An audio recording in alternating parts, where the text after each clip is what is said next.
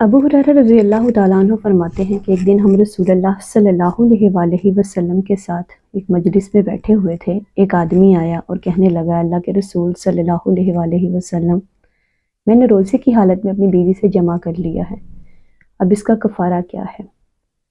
آپ صلی اللہ علیہ وآلہ وسلم نے فرمایا، کیا تمہارے پاس غلام ہے جسے تم آزاد کر دو؟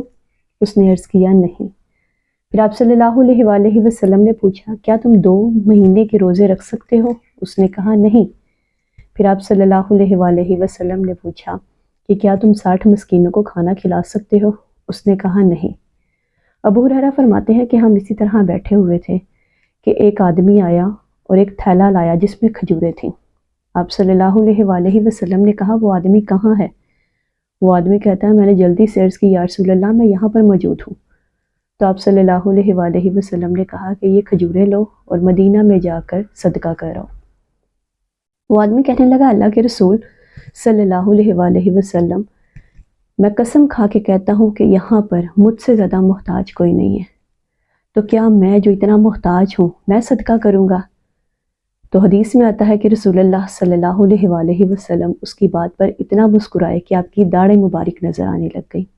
تو آپ صلی اللہ علیہ وآلہ وسلم نے فرمایا، جاؤ گھر لے جاؤ، اپنے اہل خانہ کو کھلاؤ، یہی تمہاری طرف سے کفارہ ہے۔